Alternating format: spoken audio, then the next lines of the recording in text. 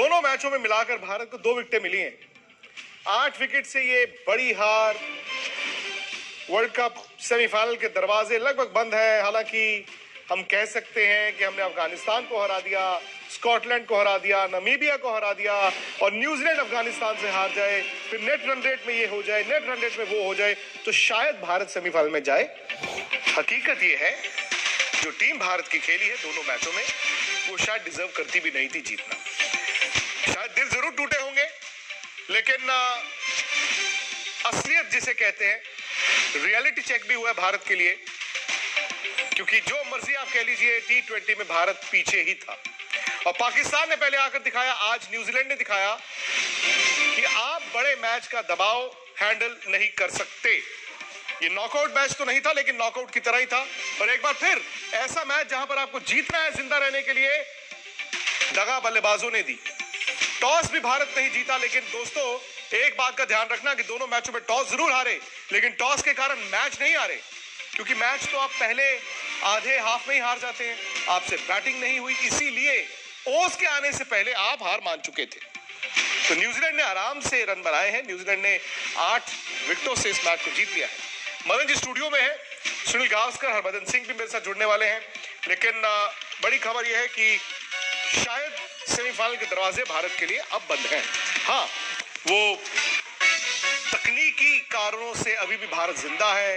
वो अफगानिस्तान को हरा दे, स्कॉटलैंड को हरा दे, नामीबिया को हरा दे और न्यूजीलैंड अफगानिस्तान से हार जाए तो फिर कहानी अलग होती है। लेकिन आप भी जानते हैं कि अगर कहानी भारत को सेमीफाइनल में लेकर जाने वाली होती तो आज पाकिस्तान का मैच भारत इस तरह नहीं हारता। रन थे ही नहीं भारत के, 110 रन थे। न्यूजीलैंड ने आराम से 111 रन बनाए। दो विकेट जरूर उनके गिरे और दोनों विकेटें जसप्रीत बुमराह को मिली। कई सवाल हैं जो इस शो में हम उठाएंगे एक एक कर, और मुझे लगता है कि ये सवाल आप ही के जहन से आ रहे हैं। आप ही के सवाल है। पहला सवाल आप ही से मदन जी, जो आज नतीजा है, फेयर नतीजा है? नहीं, देखिए अफसोस तो जरूर हुआ है जो भारतीय टीम हारी है, पर यह है कि क्योंकि इसलिए मैं कह रहा हूं क्योंकि जैसे भारतीय टीम क्षमता रखती है वैसे वो बिल्कुल नहीं खेली। दोनों मैचेस में अगर आप देखें तो इनका प्रदर्शन बिल्कुल जो है लाचार रहा है। और क्या है कि हमने जैसे अभी आप कह रहे थे कि रन बनाए ही नहीं है, क्योंकि अगर आप रन बनाते हैं तो तभी जाके आप मैच के अंदर आते हैं, क्योंकि 111 में आप मिरेकल ही समझ सकते हैं कि मिरेकल होगा तभी हम मैच जीत सकते थे। पर दोनों मैचेस में आउट क्लास पाकिस्तान ने भी हमें आउट क्लास किया और हमें न्यूजीलैंड ने भी किया आउट क्लास। और क्या है कि कई बार ऐसी क्रिकेट में अगर आप फ्रंट पे नहीं आते, फ्रंट पे अगर आप रन नहीं बनाते तो फिर आपकी मुश्किलें और ज्यादा बढ़ती चले जाए, या विकेट नहीं लेते तभी भी आपकी मुश्किलें सर भाई एक ही मैच वही रिपीट, आज तो उससे भी लचर बैटिंग। ये क्या एक्सप्लेन करता है? क्या ये बड़े मैच का प्रेशर झेल नहीं पाते हैं? क्योंकि समहाउ मेरी और आपसे पहले भी बात हुई है, खिलाड़ियों के चेहरे पर दोनों मैचों में ऐसा लगा हार का डर है। वो कहते हैं फियर ऑफ फेलियर। बड़े तजुर्बेकार खिलाड़ी हैं, आईपीएल खेले थे, उन्हीं कंडीशंस में खेले थे, लेकिन ये फियर ऑफ फेलियर क्यों है आपके कैंप में?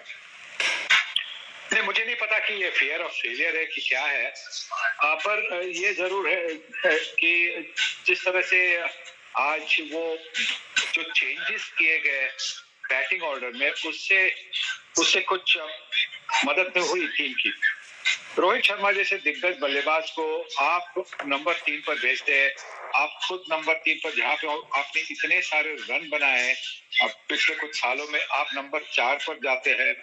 ये और एक युवा खिलाड़ी ईशान किशन, उस पर आप ये ओपनिंग करने की जिम्मेवारी रखते हैं। देखिए, ईशान किशन एक ऐसे खिलाड़ी है, हिट और मिस जैसे खिलाड़ी है।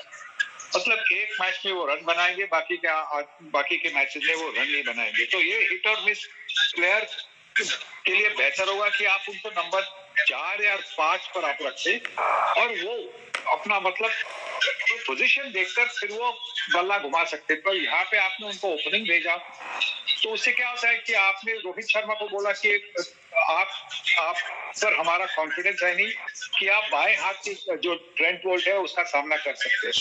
अब इतने सालों के बाद में अगर आप ऐसा कुछ मतलब इसे दिखा देता है, तो फिर बल्लेबाज भी कैसे सोचता है? बल्लेबाज भी सोचता है यार मेरे पास वो काबिलियत है नहीं।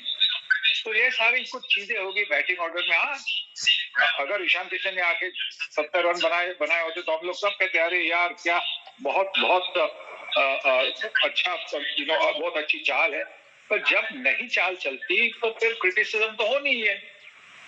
नहीं, लेकिन सनी भाई बात ये ना कि क्रिटिसिज्म तो पिछले मैच में भी हुआ था, उस मैच में बैटिंग नहीं चली थी, लेकिन विराट आए प्रेस कॉन्फ्रेंस में, उन्होंने कल कह दिया कि आउटसाइड नॉइज तो हम सुनते नहीं है। उन्होंने कहा कि हमें परवाह नहीं है लोग क्या कहते हैं, हाँ जो लोग थोड़े बहुत क्रिकेट समझते हैं हम उनसे एक्सपेक्ट करते हैं कि वो समझें। लेकिन ये मैं आपसे जानना चाहता हूं, क्या भारत वाकई में T20 का एक बड़ा कंटेंडर था, या फिर मीडिया में हम लोग ही कहते थे यार ये जीत सकते हैं जीत सकते हैं, दुनिया कहां है और हम कहां रह गए? देखिए, ये जो हाइप बनता है तो हाइप इसलिए बनता है क्योंकि हमारी जो IPL टूर्नामेंट है वो सबसे क्रिकेट की सबसे बेहतरीन टूर्नामेंट है।